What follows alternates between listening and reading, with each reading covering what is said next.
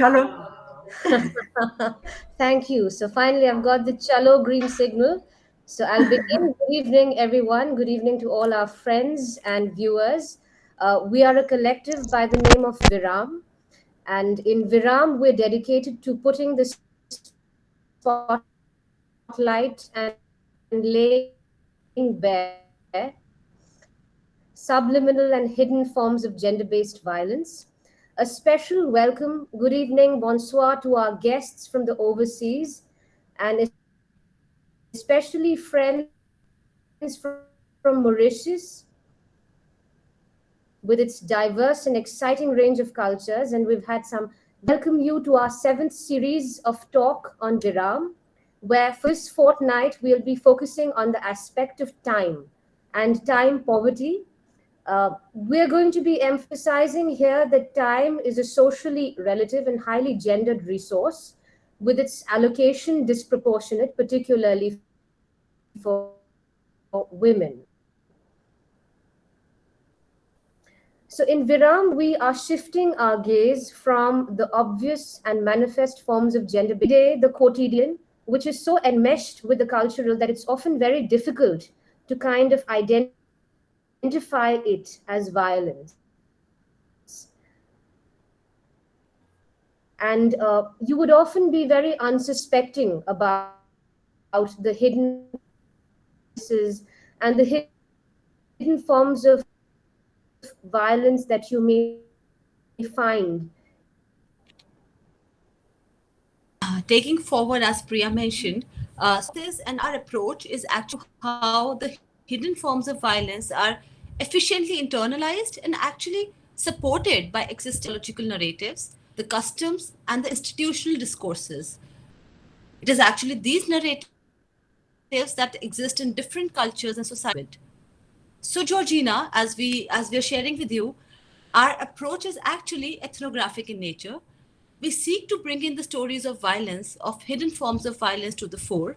And in this process, we also seek to understand as to where these stories actually follow a structure, and then to understand these structures and the redressal solutions. So, in our chapter WAQT that we'll be presenting for this fortnight, the content is being carefully prepared, it's being carefully curated by all of us who are a part of Viram, based on our interactions and our engagement with women across the class and the social spectrum, essentially.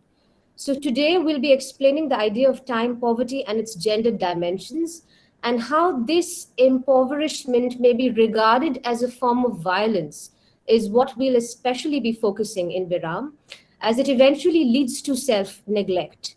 So, we shall, over the coming fortnight, also engage with various other concepts, such as, let's say, invisible work, unpaid care work, time illusion, time pressure illusion, which is a very interesting concept which I came after. Also, the guilt that is experienced by our own women in not being able to really make time for their families or for their loved ones. We shall also be exploring the relevance of discretionary time, including how, let's say, personal care, or for that matter, sound sleep, leisure, are often forfeited in the name of family time. So, the right to rest is an area that we shall be advocating for. And we will also be critically examining the cultural value that is placed on, let's say, multitasking, while also conducting, let's say, a time use diary research to see how partners, maybe in the same profession, allocate their work and their leisure time. We're going to share with all of our viewers real stories and accounts of women's experience of transgressions into their time and space, what men conceive of as women's time, and other unsaid experiences of subacute violence. Also, Georgina, when we were thinking about time poverty, something which really struck us was to as to how this is a metric, especially the unpaid care work, that are actually not captured by any of the economic metrics around the world. So essentially, when we talk about this form of work, it wouldn't reflect in the GDP. We would still say that, say, the contribution of women to our GDP is somewhere hovers around 30 to 45% across economies. But if we take away this unpaid care work, the GDP growth would actually go down. So, at a point where all of this work is not being recognized, what are the solutions for the same? How do we recognize? How do we start recognize the significance of this unpaid care work? And how do we understand that it's actually a human rights issue?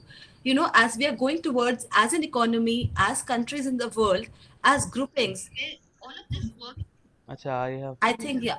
So we just got, I was just looking at it. Probably there was a problem with the YouTube thing. Now it's up, Priya. We can just cross check. We were not on YouTube earlier. So, yeah, as I All was right. saying, that as we're not measuring all of this unpaid care work, where are we actually drawing the line as to this being an essential component and this being an invisible component? I do believe that it's a very, very important component in the functioning of a society and an economy both, because in the absence of this unpaid care work, the wheels of the economy really cannot move forward. But it is a human rights issue. It is an issue to achieve our sustainable development goals. No development can be sustainable without this unpaid care work.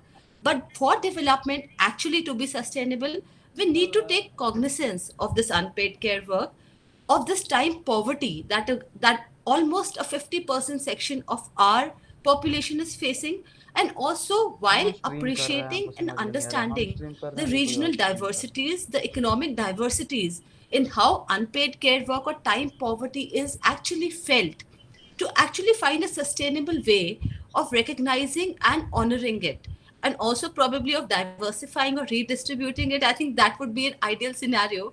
But yes, so these were some of the thoughts which, struck me across in time poverty, and would really like to know your thoughts, है। हम सही Georgina, कह and रहे to हैं। learn from your experience.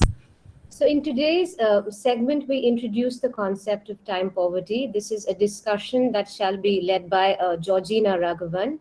And in Viraam's chapter, is that time is fundamental. Discretionary time is development and growth of individuals. And the lack of it is something that we shall be observing within the concept of time poverty. And the lack of this time has important repercussions for women's health, self development, economic opportunities, and often leads to self neglect. And what we assert is that self neglect is a very primary form of because of the fact that it is so subliminal. It is something that is not really discussed because it's not out there, it's not in front of us.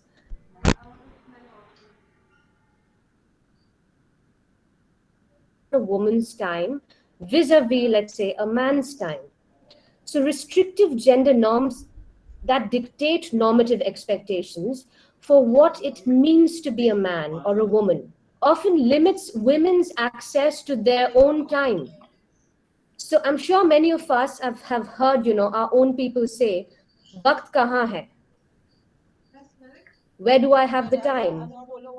Or "Marne ke liye bhi saas nahi." I'm sure quite a few have heard about it. That there is no rehti hai. So I'm in a constant spin. I don't know how the entire day just passes by. And this is something that we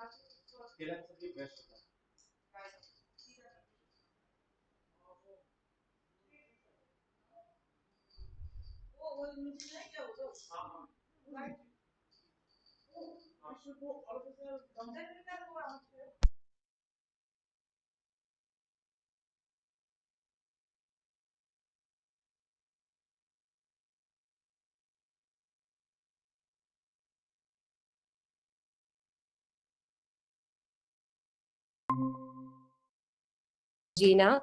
Welcome, Georgina. All of us are here, are very eager to know a little bit more about time poverty and its various other ramifications on women's health and well-being. Thank you.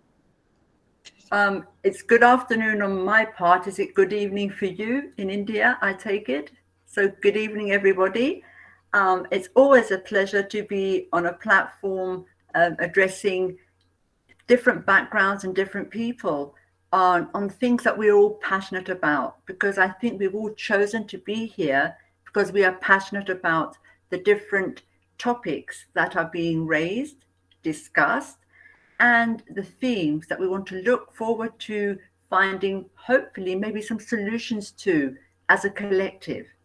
And that's one of the reasons I wanted so much to be part of this interactive session this afternoon. And I say interactive because I'm not going to just talk. I would love you to pass on some questions. I would love Priya and Katirani to ask me some questions as well in their thought-provoking instances in taking this kind of time poverty into time banking project forward. Now, let me just ask you, how many of us have more than 24 hours in a day? I don't think anybody does, huh? So one of the only constants we have that everybody cannot change, 24 hours a day. It doesn't matter who you are, what title you have, where you live, how rich, how poor, how whatever, how educated. The constant we all have is 24 hours. And then it's, what do we do with those 24 hours in our day? What are the choices we make in those 24 hours? So this is something I want you to think about. How do you spend your time? Because if we look at a piece of string, I don't know if you can see my piece of string. Okay, that's our 24 hours. So what, we roughly work, 8, 12 hours a day? Some of us work a bit more. So we say it's normally an 8-hour day shift at work. So then we've got to take off those 8 hours. And I'm telling you, ladies and gentlemen, nobody works just 8 hours a day.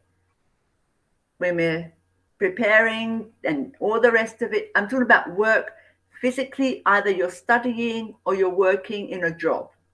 So that's 8 hours minimum.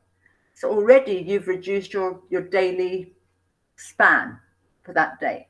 Now let's look at either coming home or from the office, whatever, and having to look after the home as a woman. How many hours a day do we give to that?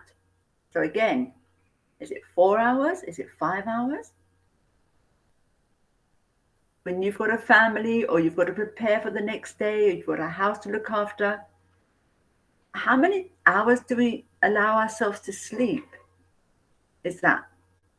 I know we're told officially it's good to have 6 to 8 hours sleep, but let's be honest, if we're trying to manage everything, do we really give ourselves that amount of time to sleep? Then I look at my piece of string and I realize that has become a mess with very little time left for anything else. So can I ask you, what's your me time? Do you understand what I mean about the me time? Remember, I said it's not a one-way conversation, this, guys. Exactly. I want some chats and I want you know some... what, Georgina, to respond to your question, a lot of people would say spending time with the family is their me time. But that's not your me time. What would you say to that? Yes. When is a me time? Me time is your time. Do we And I have don't mean any having response to that question? To be Anybody very else honest, have any I have responses? forgotten when was the last time I had a me time on my own. I cannot recall. But I guess it's just when I'm traveling and I'm in the car or in an Uber and I have my headphones on, or I'm in the metro, I have my headphones on and I'm alone with my thoughts. I am in the presence of other people, but at least I have my own space within myself and I have my thoughts to myself where I can just ruminate about things that I want. I think that should be my me time when I'm stuck in traffic or, traveling from one place to the other.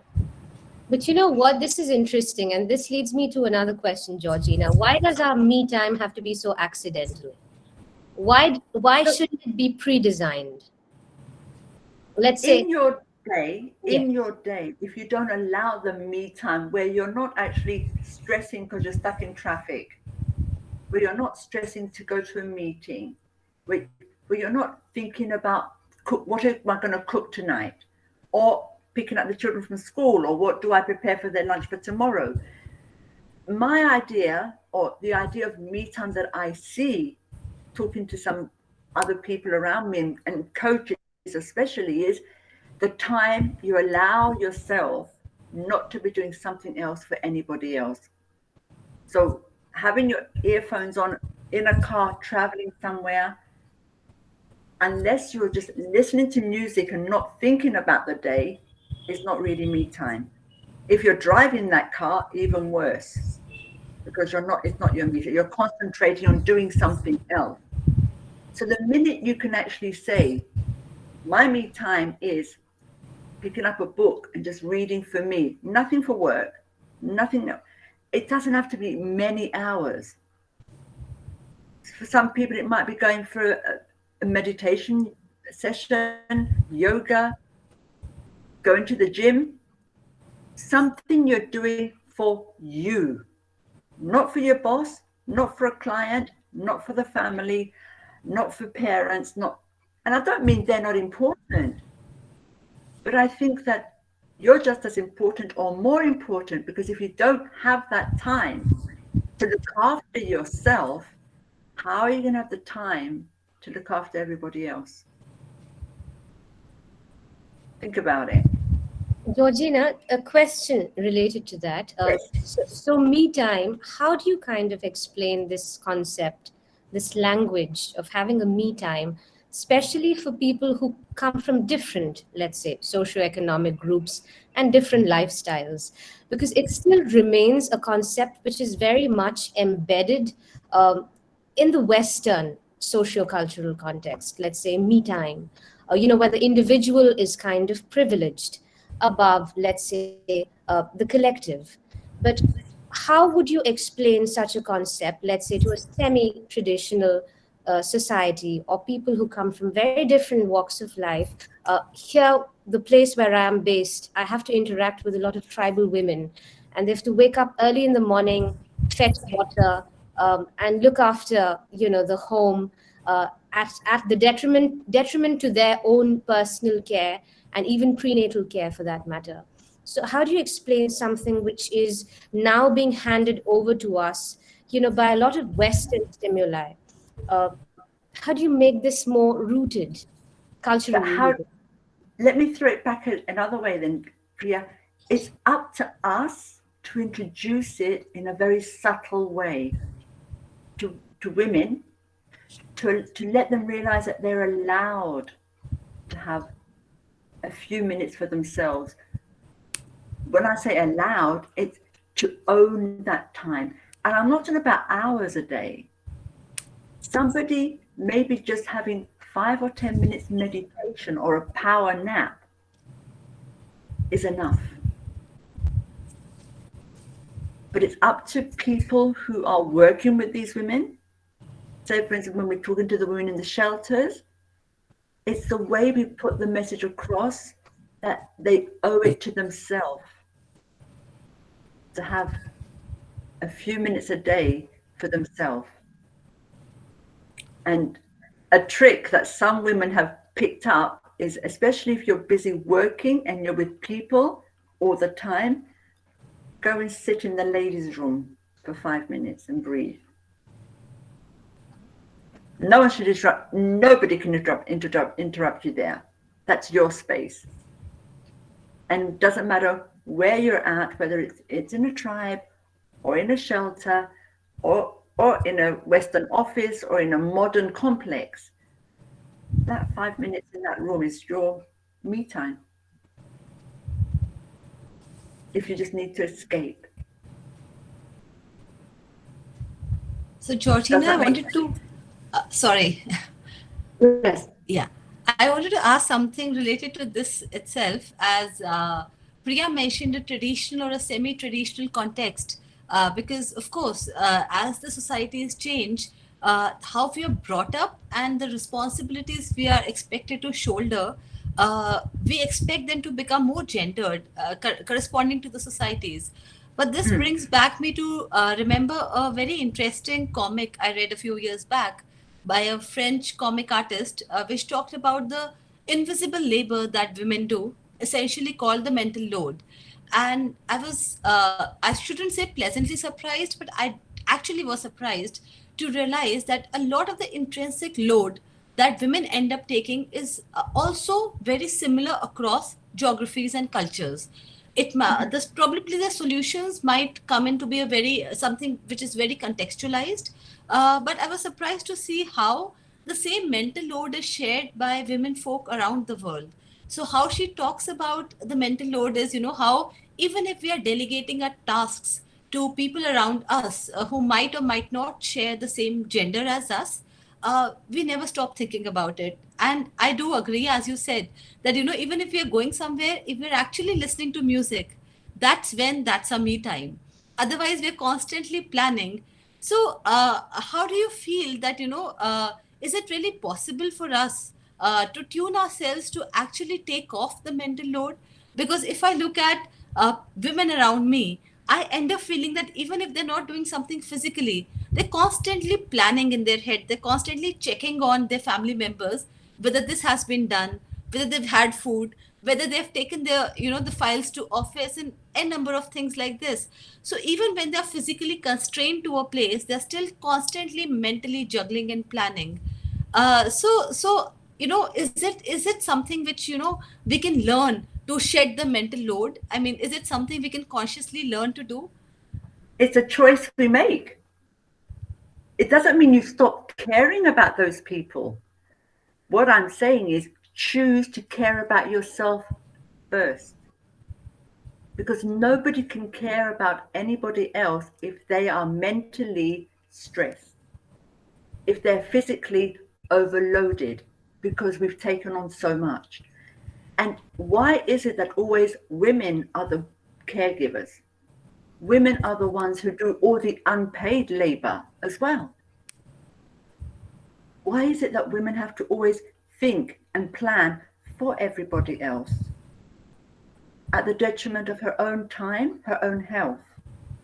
And this is where, I could lead into very gently into what time banking as a concept has been put on the table for. So we are here on this platform, we may have 15, we may have 100 people, and each one has a skill. Now, for time banking, what we do is, if I'm very good at, let's say, washing at the river, let's just go into the tribals. I'm very happy and I'm passionate about it. I lose myself in washing at the river, but somebody else feels much more comfortable looking after children. So I will take your clothes and wash them for you, but you will look after my children. So we use time instead of any other form of repayment. And that's where time banking comes in.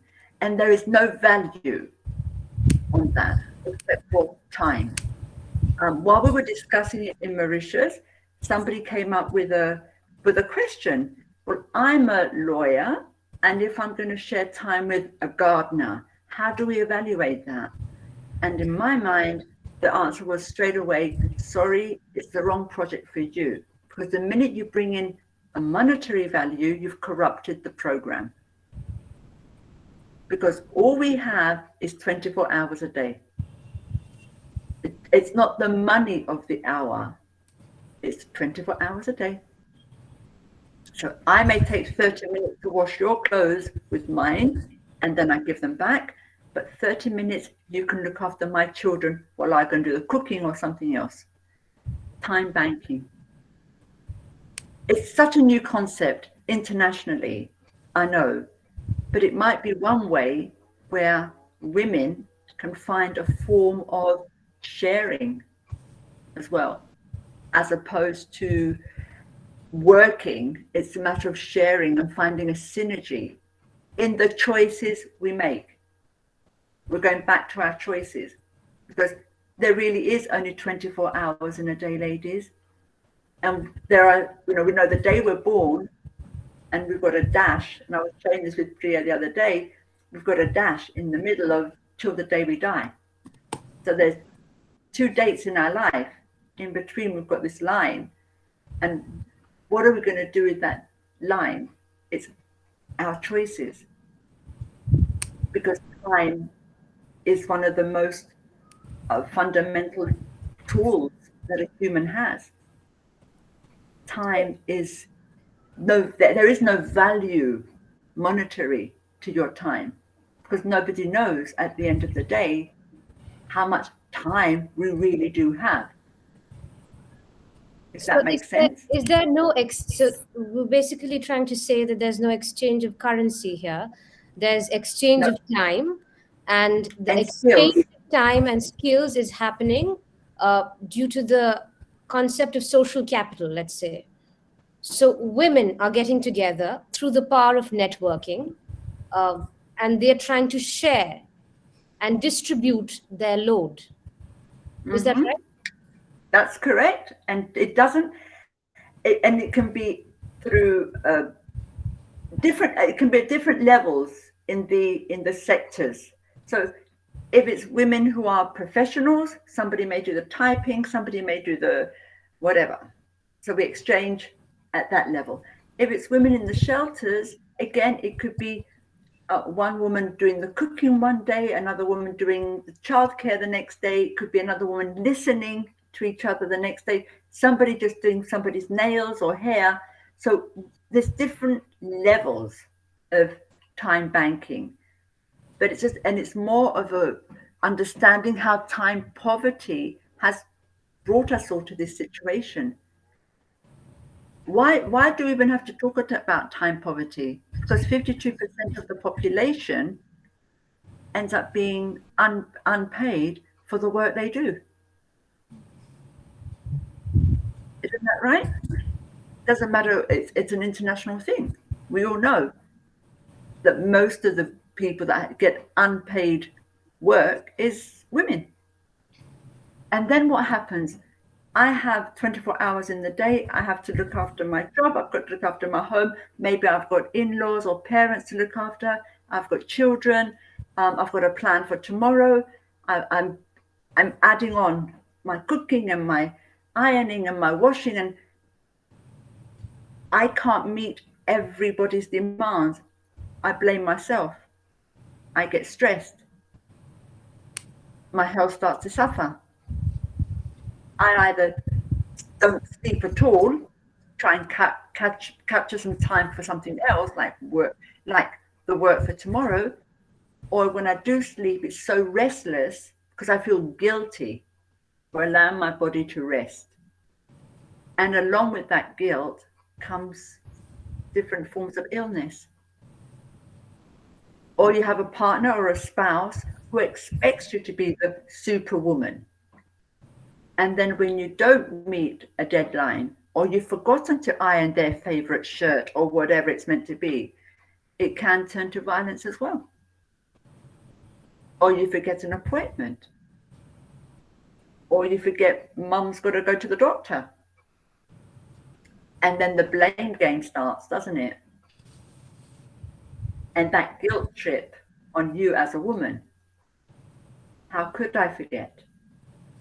How dare I forget? So the mental, sometimes physical,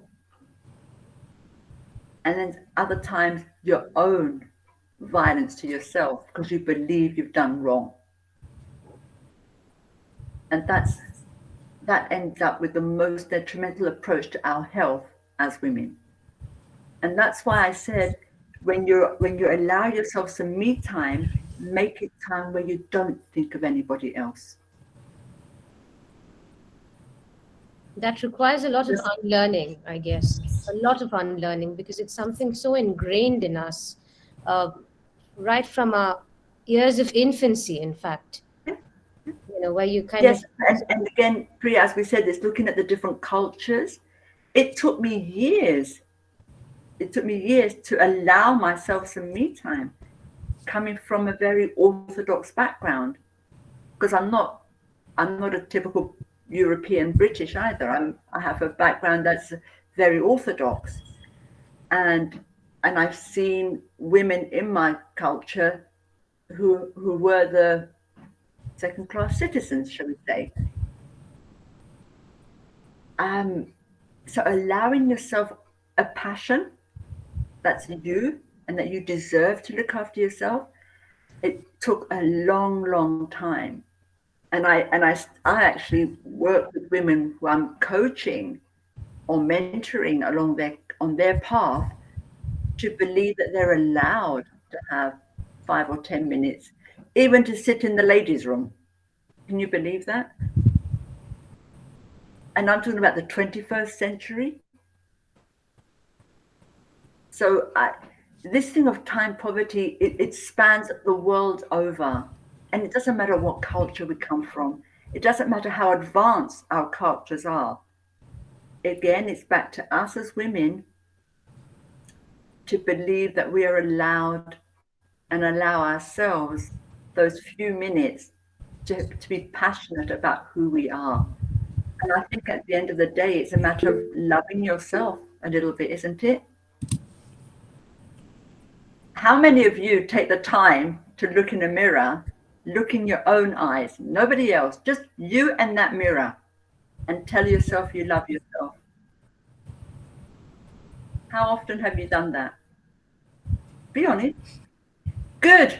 One person. Women as well. How many of you?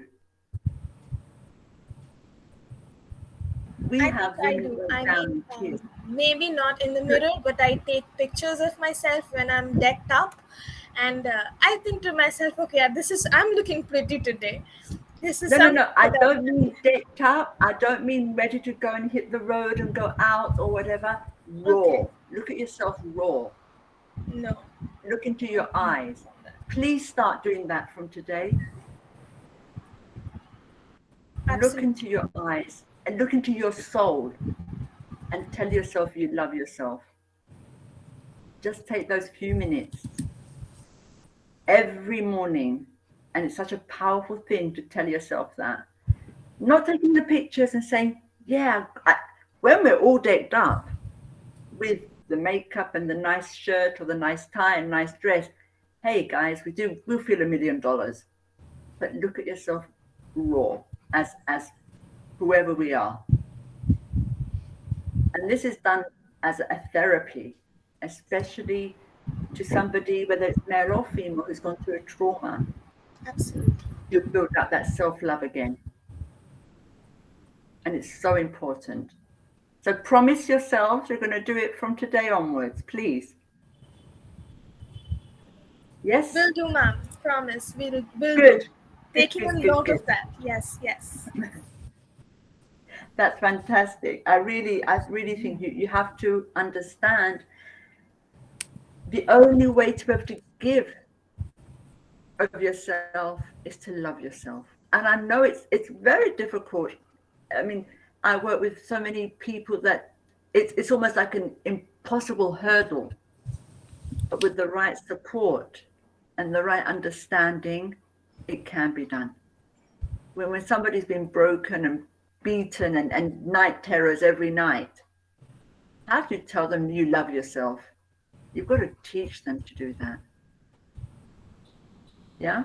I think we have a question from Shoramir. Shoramir? Yes. Gina, we have a question. So she has two questions. Shoramir, would you like to read that out? Would you like to interact with Georgina? Go ahead. Yes, ma'am. That was a wonderful talk, and I was thinking, like throughout the course of the talk, I was thinking that how in everyday life as well, I see my mother and my aunt. They both like they divide the household chores and they work, and how they are sharing their time.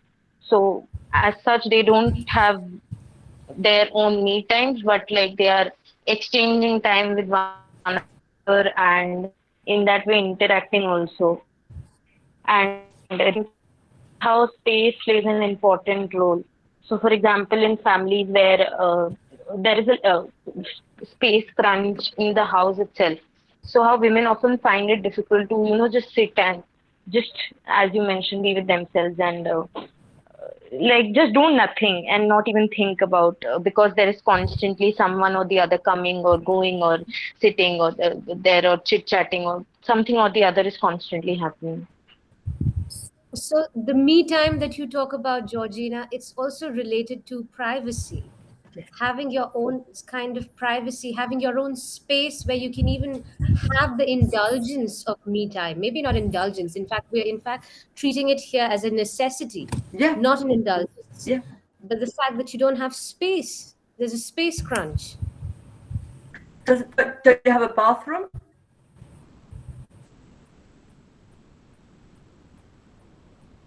Yeah, bathroom, like, yes, we could think of the bathroom as the space where we are alone. Yes, the bathroom's certainly there in some houses, but That's in it. other houses, maybe even that's a problem. Going to the fields, finding it very difficult to even have a bathroom. So I think spaces do make a lot of difference when it comes to accessing me time. For me, why I'm saying the bathroom, because in the way where we are, because, and again, I'm not looking down, I'm not judging. We don't have that problem so much of not having the bathroom as the me time. And even in Mauritius, we don't have homes where we don't have the bathroom. So we use that as a way of escape if we needed to. That's why the bathroom was one of the things I've said from the beginning. 5 minutes in the bathroom, nobody can take that away from you. But isn't a way of escape so disempowering at the end of the day that you need to escape from why disempowering? You're taking your time in your hands. You're doing? You're leaving behind the loud rat race of people coming and going, and you're escaping for your own sanity for 5 minutes. Why look at it as disempowering? You're not claiming it. Empowering. You're but taking you're it. Claiming it, are you? You're It's going to that you're bathroom. taking it. Yes, but that's your me because you've chosen to. You have chosen to go to the bathroom. Have you really chosen to? That's what the question is. Are we really free enough to take such choices? Everything is back to choices again. You either stay and become resentful towards the people who are interrupting you all the time, or you take that 5 minutes and go and sit in quiet on your own and claim a few minutes of your own, re-energize yourself mentally, and going back and face them. So that is a choice. That's how I look at it. I don't look at it as running away, because they're going to still be there. That hustle and bustle and things to be done, it's still going to be there. It's how you as an individual are dealing with it. And rather than crack or break down, take that time to breathe and go back, re-energize, and let them get on with it. Do not confront, do not run away, do not give in to any harassment. Just remember that was your choice to go to the bathroom because you needed to breathe. And sometimes going to the bathroom rather than answering back is a much better way of winning than answering back and finding yourself in another crisis of a different sort. Does that make sense? I've got a question for all of you again before we look at any other questions. What is your concept of time?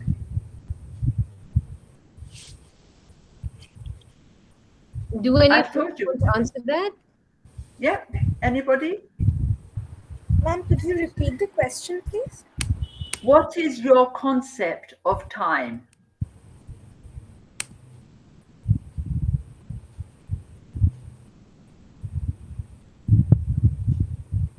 Come on, I think we can all have a go at it. We can start with the most fundamental.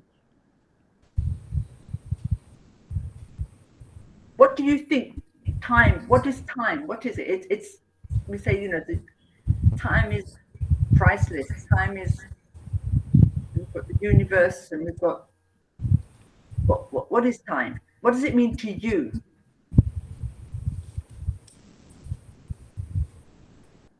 I think it is more of an abstract concept if I look at it that way. But how I would describe it is the interval between one thing and the next. So the interval between night and day, the interval between going to college and coming back home. So whatever uh, the period between one thing and the next thing is what I would call time. But what about while you're doing that thing, while you are at college? Isn't that time? Yeah, I'm doing that. I am existing in in time and in that space. Okay. Anybody else want to share? I mean, there's no wrong or right answer. I just wanted to hear what you had to say. Maybe we could Nobody say that does.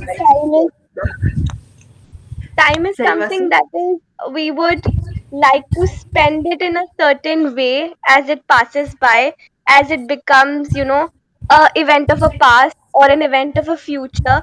So how we spend it really matters. Good. So, tell me, how did you find yourself spending your time? I also feel that time is really something that we do not always choose to spend how we wish to, because there are many constraints, restrictions, roles, and expectations attached with our time. It's not just in our hands how we choose to spend the time. Suppose if I wish to paint right now, I cannot paint because I have some other expectations and roles to play and fulfill those roles in that certain period of time. So I feel we are not always free to choose how we spend our time, but yeah, we strive to, so that it makes us happy or satisfied. But isn't it back again to your choices? It's back to choosing what makes you happy. Right. You have the right. Yes or no? Partially, because I don't think I have the sole right to my time, because there's so many expectations and roles I have to play. So living in my family or living in the society. So I don't think I have the full right to myself to how I spend the time.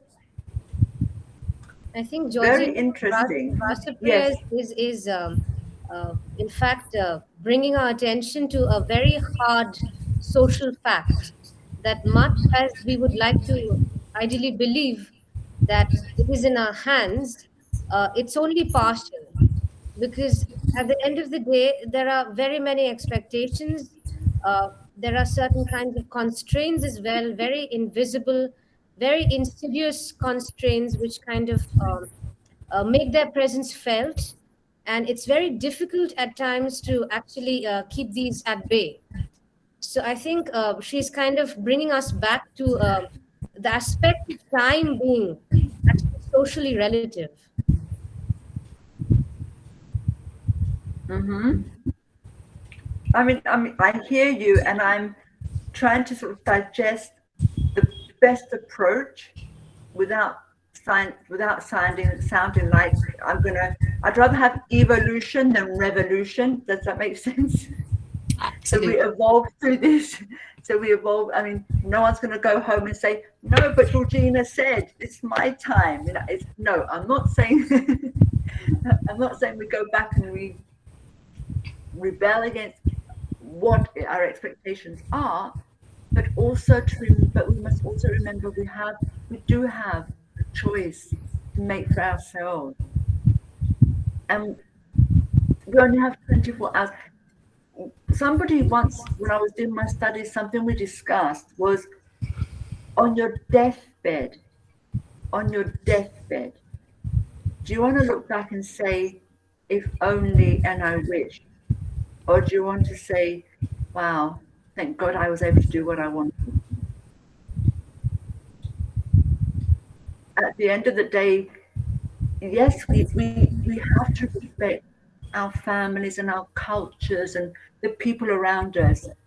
That we have to be answerable to what we've done in life as well. So I'm not going to dwell too much on a negative thought, but I would love you to just stop and think sometimes. And I've only had 2 people tell me what time is for them. Stop and think. What do you want to be remembered for? And do you want to spend time on your deathbed thinking, if only, and I wish I had? And I want to hear at least one more person tell me what is the concept of time for them before I pick on somebody. And then I want to move into something else to do with the current 2 years we've just gone through.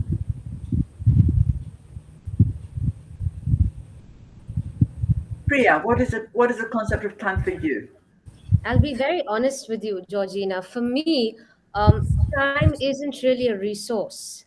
Uh, it's not really something that I can put a quantitative value to. So let's say for me, time is being in the moment of doing something, essentially. And I would not really be calculating my time in a day. I don't do that.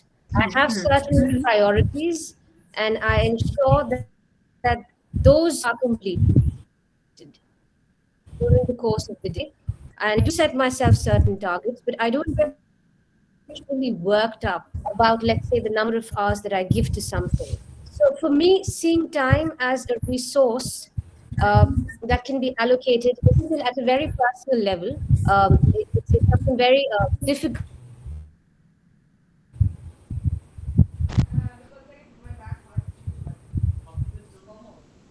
for me to kind of I've lost Priya for a moment.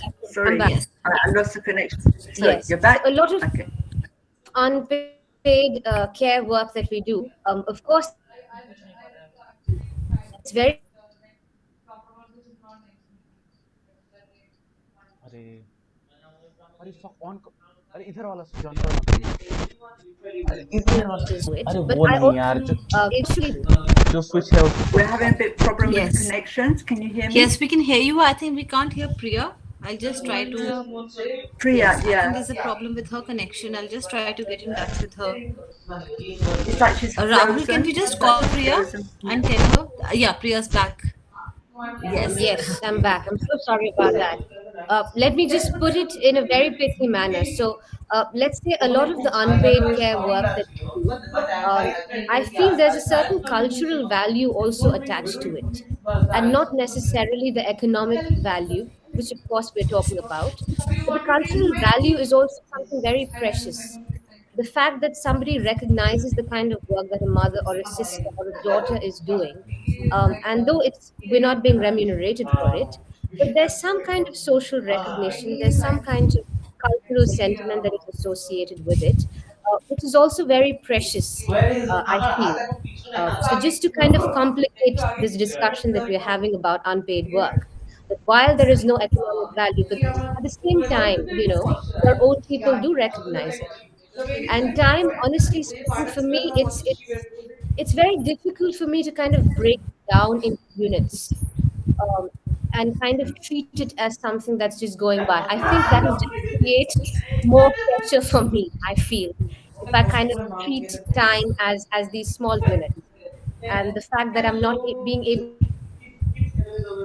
to Gone. Oh, she's gone I think again. we've again lost her voice. Yes. Okay, I'll pick up on something that Priya was saying about being valued for your time. Yeah.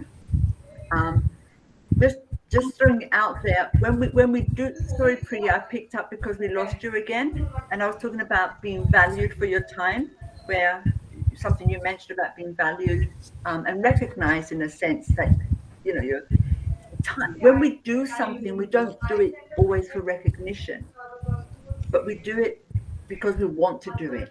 And if it is valued, it's fantastic.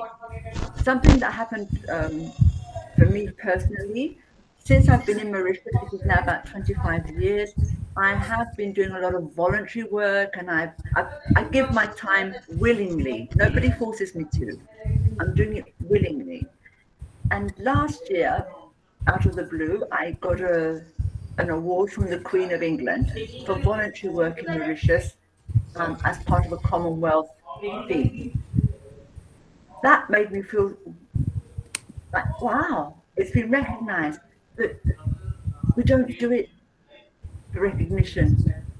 We do it because we want to do it. Whatever we do in life, whether it's voluntary or whether it's in any other way. And our voluntary work is our unpaid work, either as a carer or as an individual in social work or anything. So that is, yes, it is always nice to be recognized, but we don't do it just for recognition. Does that make sense?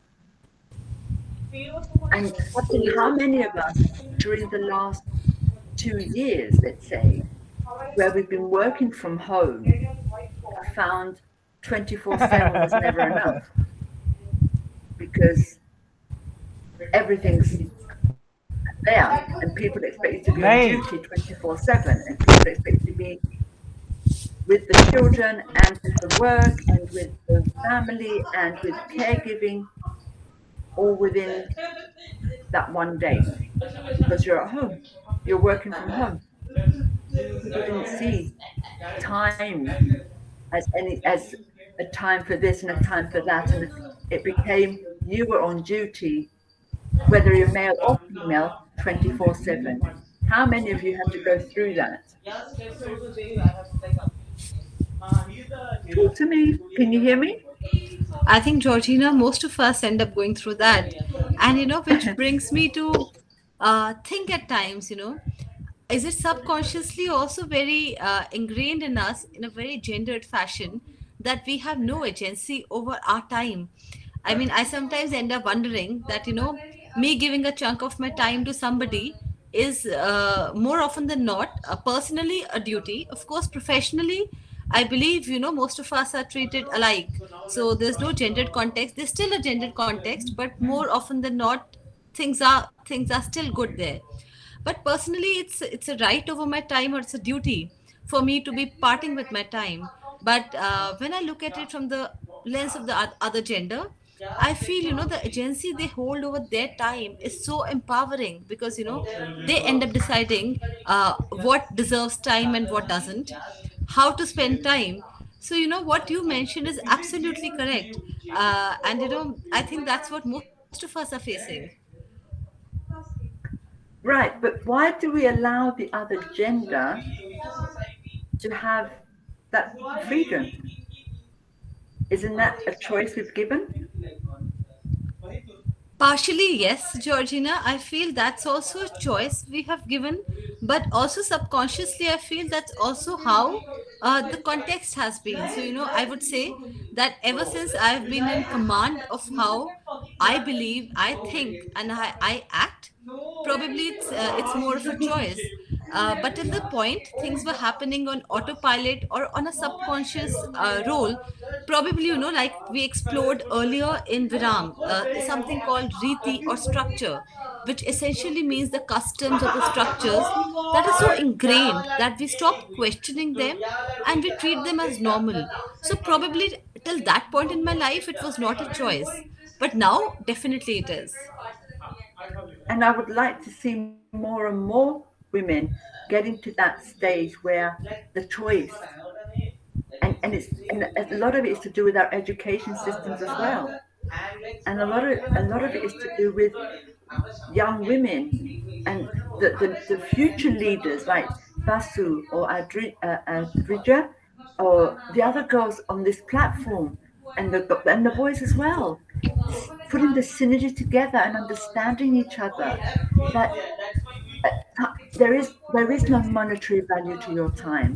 There is none. Doesn't matter what title you have. Doesn't matter what job you do. The time is one of the most precious elements of life, because nobody knows how much time we really have.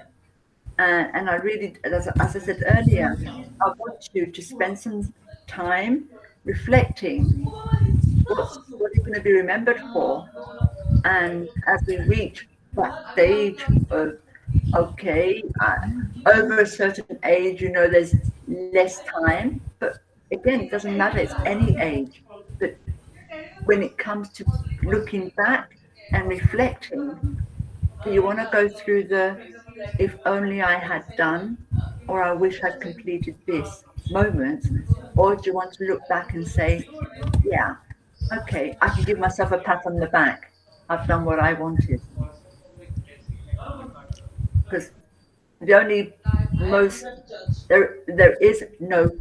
there's no way to qualify it, there's no way to quantify it, and there's no way to value time unless you choose to do it for yourself and not give your time to somebody else to use, but not be passionate with what they're doing with your time. And I don't mean go against your cultures or against your family. But I think, don't you have a right to some of that time as well? Georgina, I have a question, please. Before we kind of close today's discussion, if you could just tell us a little bit more about time banking, because we're very keen to have some workshops as well, and we are interacting with a lot of ladies here. So if we could kind of explain the concept of time banking for them, I think that would be a great idea to kind of start placing greater value to one's time, essentially. Also, the fact is, time banking kind of assumes solidarity. So I feel creating a strong network, creating a dense form of network built on principles of solidarity would be a prerequisite to something such as time banking. And you're very right, Priya. You need to get like-minded women together, because in Mauritius we're putting together a pool of like-minded women to create the pioneers for time banking. Let's say it's something that has never been done before. So I was requested as the ambassador to speak to women that I know, who show their willingness to do some more voluntary work, as though we don't do enough, but look at it and decide, do we want to be part of this pioneer group? Do we want to be part of this pioneer network? So it starts from there. We get like-minded women together who have different skills and can learn together, because what we're going to be doing is also learning about the constitution in Mauritius. What is out there for women? What can women leverage on? Maybe some of these women want to be the leaders of tomorrow in different ways. Maybe some of them already doing some volunteer work. Maybe some of them want to do, I don't know, a political arena in 5, 10, 15 years. It's totally up to them. But what this group of women, we're going to look at finding ways together to empower other women by introducing time banking to them. But yes, first of all, you need a group. It could just be 10 like-minded women who want to form the pioneer group. And we have a questionnaire that we'll fill in, and then we go through that with the US counterparts. then they would come in and give us a little bit of training on the way they see the training going. But although most of us who have done some training before, we have our own concepts, plus a bit like what you've been sharing with us, Priya, something that may be done in the US is not something that would work in Mauritius. So that's where our role is, or my role is to tell them, look, I'm sorry, I'm not going down that direction because it doesn't work in Mauritius doing it that way. And then also in different cultures, we're coming back to the cultures, the elements of different ethnic backgrounds. Everyone has their own understanding of how the time banking process can go forward. So this is why it's so important to have. You cannot just have the USN coming, US NGO coming in and saying to Mauritius, "Oh, we're doing this, and you've got to do it this way." So this is where we're at the moment. We're at the storming stage, the brainstorming stage of what can work in Mauritius and what cannot. So hence we've had one session where the ladies were introduced to the concept. We're at the stage now where they are filling in the questionnaire to bring us all together. And then the next phase will be the first American training. And then we take that and make it to the Mauritian, because it's no good looking at the American Constitution. We need to work on the Mauritian Constitution because we're in Mauritius. So that's where we're at now. But time banking really is this concept of how can I say in without sounding it's time is so precious. There is no value you can put on it. There is no when I say value, I mean monetary value. Time is so precious that we should not try and put money into it, because then we corrupt the project. So this is where we're at with Mauritius. We want to give value to women's time. We want to give value to women's input to society. We want to give value to women who want to be the future leaders, and we want to be there as their mentors or their coaches. And we want to be giving value to women if they've got questions about where do we go from here, and not to think, well, it's another woman asking a question again. Women have a right to ask questions. It's one of our fundamental rights to be educated. It's one of our fundamental rights to ask questions. And it's one of our human rights to become leaders and take on the roles. But once we get there, don't forget to look behind you and help up the next woman as well. Which I feel on this platform, you're very much aligned with doing that, which is amazing, which is fantastic. So I don't know if that answers your questions on time banking, but the networking is very important, and it's very important to have like-minded people involved. Right.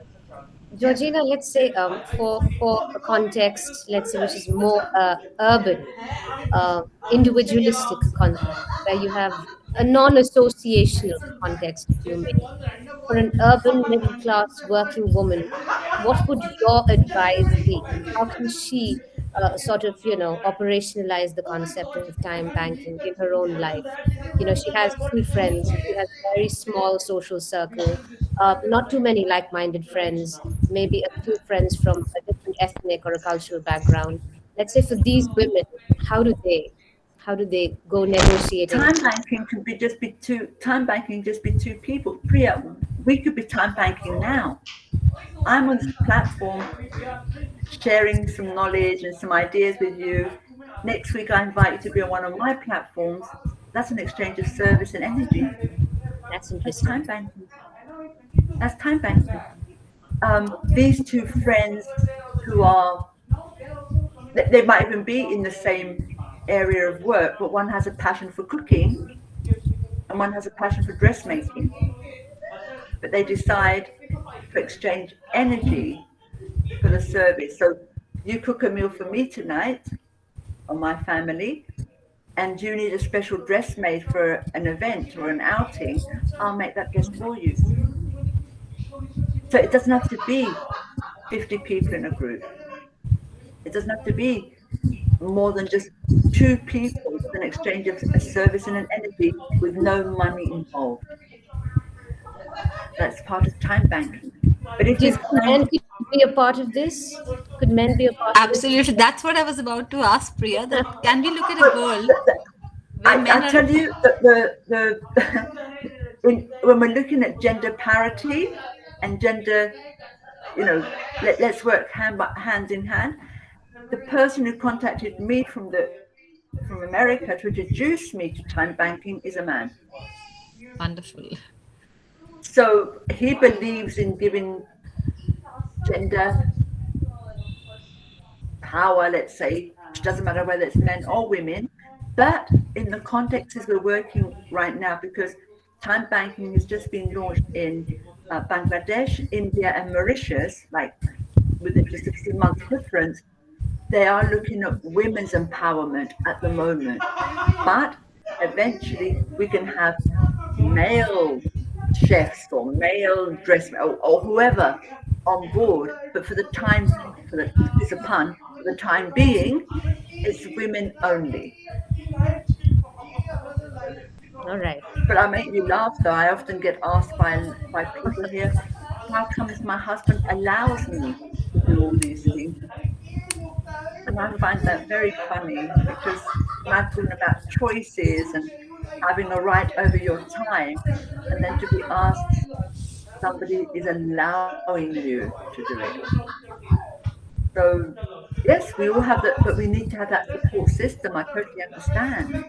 But it's not the allowing, it's a matter of communicating and looking in the same direction.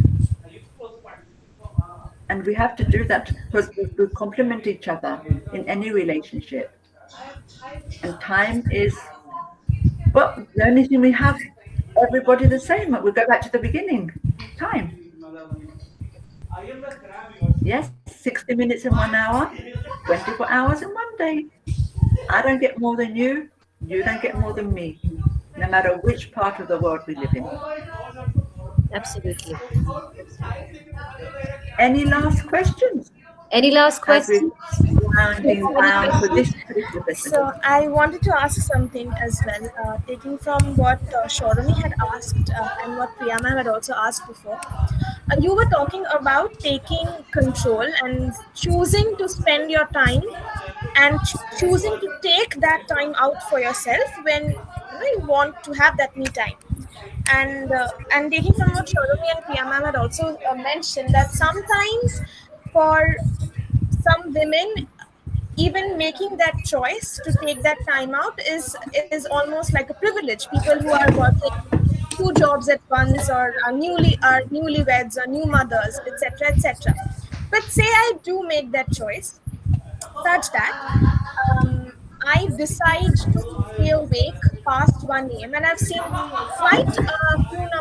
quite a lot of women actually making that choice so as to stay awake past a certain, past their bedtime. And it's a concept known as reverse procrastination, wherein you choose to stay awake so that you can have some time to yourselves after everyone else has gone to sleep. So it's say from 1 a.m. to 1:30 or 1 a.m. to 1:15, where you have that 15 minutes, that half an hour to yourself.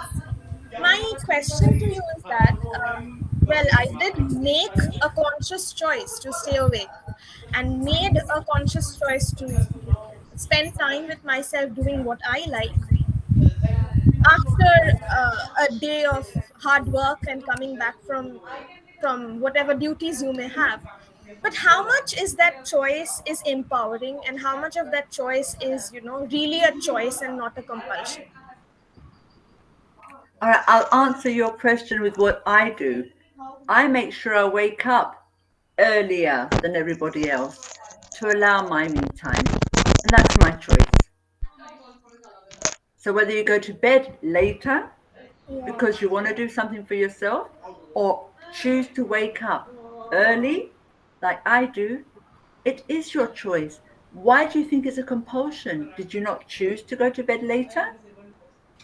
I choose to get up I earlier. viewed it as a compulsion. Even now that you're saying that you choose to wake up earlier than everyone else, well, you're, in my opinion, maybe you're losing out on 15 minutes of more sleep, or maybe not that, but my I point don't is that, see it yeah, as losing out on anything yeah, because I have chosen to do that. right, right, right, That's the magic. What we do in our 24 hours, yes, I mean, I'm not saying we go against the rules and the laws of the country we're living in, but we have a choice of how we live life. I've chosen to be on this platform today. You've chosen to be on this platform today. I've chosen to get up at X time Monday to Friday and then maybe a different time Saturday and Sunday. But I've yeah, chosen to do it. I've chosen tomorrow to be training from X time to Y time and then in the evening do admin work, let's say yeah, admin work or so it's got to be a choice that you make, but a choice you want to make. You're not doing it for somebody else. Otherwise, if you're doing it for somebody else, it's not your me time. absolutely, yeah, makes sense. Thank you. Yeah? So if you want to go to bed 10 minutes later and have 10 minutes just in silence downstairs and on the settee, do Yeah, it. That's me time. If I choose absolutely. to get up an hour earlier before my husband does or anything, that's my choice because that's my me time. And what I do in that hour is up to me. I'm not doing it for anybody else. Yeah, I'm doing it for me. yeah. Thank you, mom. Thank you. I think And as don't we forget to look in the mirror and say you love yourselves going forward, okay? That's your Yes, me ma'am. time. Absolutely. Yes, it is. It is. It is. I think, Adrija, that was a very good question. And in fact, we Mm. could have more such sessions, where we kind of bring in your concerns, because it's important to raise these issues at the very first session, and kind of talk about, let's say, aspects other than choice, which usually come in the way to decide how your time is being spent. But I think what Georgina is trying to emphasize on is that we take it in our own hands, and we kind of draw the lines for us, for the sake of our own mental health, for our own health. We draw those boundaries, we create those boundaries, and we assert our time and we assert our space. So that's a very fine thought, but that would require a lot of unlearning on our part, a lot of resistance as well, in fact. So the element of power is not completely divorced from this discussion. There'll be a lot of resistance. You'll have to make your voice heard, and you will be negotiating with your spaces and with various other elements who would be kind of competing to take up your time. So that's going to be a difficult terrain. And of course, choice is going to be a part of it. But along with that, there are other social constraints, there are other social pressures too that one has to negotiate. So I guess time banking is a very good concept to be able to recognize the existence of such social pressures, but at the same time form some very dense friendships and networks, and create a kind of a solidarity where you recognize the unique position that women find themselves in. You recognize the subjectivity of our gendered experience in terms of time allocation, but at the same time, you negotiate with that reality and you create an exchange of time. So I think, Georgina, that was very well said, very well articulated, and we've taken it very well as well. So we would love to have more such sessions in order to know how can we really operationalize, how can we really execute the project of time banking. I would love to talk to you, Priya, and see how we could put some more sessions together. And if within Viram we want to do a time banking program, we could look at that opportunity as well. That would be Because wonderful. what I've understood is the time banking project that has started in India is near the Mumbai area, um, with another NGO, but I don't know the full name. And as I said, I will try and find out anyway. But with like a collaboration between with the Viraam approach and time banking Mauritius approach, I would be very interested to see how we can explore avenues of collaboration, shall we say, to take it together, because we're just starting here. So it would be nice to have like a twin, so we could be starting out together and see how it goes from there. Because there's so many different elements to it, and one of the things, yes, we're talking about choice and making that choice, but like I said at the outset, it's about evolution. It's about learning and unlearning together, rather than revolution and then losing the whole structure of things that we're trying to pave the way for everybody to look in the same direction for our rights as women and men, of course, but for women especially at the moment, and for our human rights being over 52% of the population of the world. Thank you. I think on that note, we'll end today's session.